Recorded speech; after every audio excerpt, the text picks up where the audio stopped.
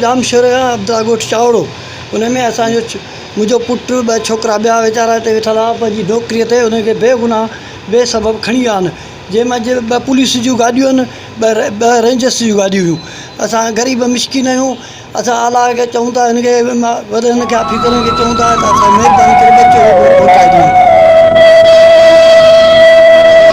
असांजे प्यार खां जेको वञी परे वेंदे सुकून पाण खां साईं परे करे वेंदे कॾहिं बि ज़हन में ईंदी न ज़ाहिद जो अकेले घर में थधा साहड़ा भरे वेंदे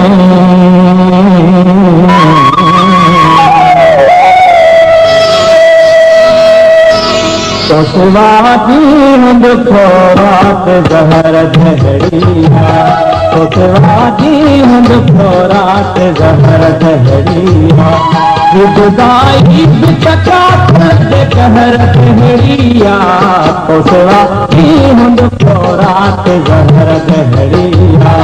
नाज़रीन जीअं त असीं जामशोर ॻोठ अब्दुल्ला चावड़े मौजूदु आहियूं ऐं पूरी सिंध में क़ौमी तहरीक जे मथां जेको ऑपरेशन हली रहियो आहे इन ऑपरेशन जे दौरान हिते जामशोर में कानून लागू कंदड़ इदारा कड़की हिते क़ौमी कारकुन जावेद शोरो एजाज़ थहीम एहसान तेवणो खे खंबे गुम करे छॾियो आहे। असां उन्हनि जे वारसनि सां मौजूदु आहियूं।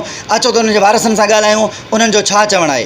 जामशोर अब्दा गोठ चावड़ो उन में असांजो मुंहिंजो पुट ब छोकरा बया वीचारा हिते वेठल आहे पंहिंजी नौकरीअ ते उनखे बेगुनाह बेसबब खणी विया आहिनि जंहिंमें ब पुलिस जूं गाॾियूं आहिनि ब रेंजर्स जूं गाॾियूं हुयूं। असां ग़रीब मिसकिन आहियूं। असां आला खे चऊं था हिनखे वॾनि खे ऑफिसरनि खे चऊं था त असां महिरबानी करे बचो मोटाए ॾीनि। अने साईं हाणे केॾा कंहिंखे चऊं कुझु पुछा न न ईअं ई खणी आहे बसि खंभे खणी न पुछणु ॻाचणु बसि खणी हलिया विया। को ॾोह हुजे सभु साबित कनि ॾोह बि न आहे। असां ग़रीब मिसकिन 50 साल रहूं था हिते का बि ॻाल्हि कान्हे हरू भरू खणी था वञनि। कॾहिं पुलिस थी अचे कॾहिं रेंजर्स अचे थी। असां ग़रीब माण्हू किथां वेंदासीं। जावेद पाण कमाईंदड़ आहे पंहिंजी ड्यूटी अथसि उन करे उन ड्यूटीअ था खणी आया उन जाइ ते असां उनखे चई हिते बीह रहिया केरु ॿुधण वारी पार कान्हे का। राति जो तक़रीबन 9:30 थिया हुआ त हिते 4 गाॾियूं आयूं 2 आर्मी रेंजर्स जूं 2 पुलिस जूं इन्हनि खे कंबे करे मुंहिंजे भाउ जी हिते ड्यूटी आहे हिते ड्यूटी पे कई ड्यूटी दौरान हिन खणी विया हुन दोस्त जेके हिन टाया मिलण जे लाइ 2 उन्हनि खे बि कंबे खणी विया आहिनि। महिरबानी करे हिननि खे छॾायो वञे। असीं ग़रीब माण्हू आहियूं हिते हाणे कंहिंखे असां चवंदासीं हिते धक वग हणी हिननि खे सामान वामान भञी मोटर वोटर खणी छोकिरे खणी विया। जामशोर मां 2 रेंजर्स जूं गाॾियूं 2 पुलिस जूं गाॾियूं खणी वई आहे खंभे।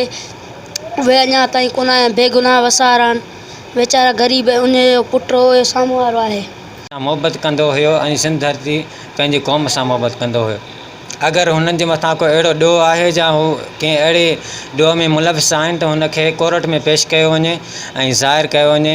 असां इंसानी हुकूक जे तंज़ीमुनि खे ऐं वस वारनि खे अक़वाम मुतहिदा खे अपील था कयूं त असांजे हिन मामले में वस वारनि खे इहा अपील आहे त असांजी सहकार ऐं मदद कई वञे ऐं असांजे छोकिरनि खे बेगुनाह आहिनि उन्हनि खे आज़ादु कयो वञे।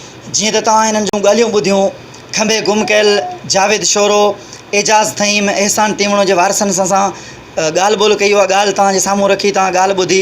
इन्हनि जो इहो ई चवणु हो त असांजे नौजवाननि खे रेंजर्स सरकारी गाॾियुनि में अची हिते ड्यूटी दौरान खंबे गुम करे छॾियो आहे ऐं असां वस वारनि खे अपील था करियूं अक़वाम मुतहिदा इंसानी हक़नि जे तंज़ीमुनि खे असांजे नौजवाननि खे आज़ादी में असांजी मदद कनि ऐं हिन जेकॾहिं हिननि ते को ॾोह आहे त कोर्टूं मुल्क जूं कोर्टूं ठहियल आहिनि उन्हनि में पेश करे जीअं ज़ाहिर थियनि त असां बिरादरी मां ऐं असां ॿारनि मां ऐं वारसनि मां बेचैनी ख़तमु थिए।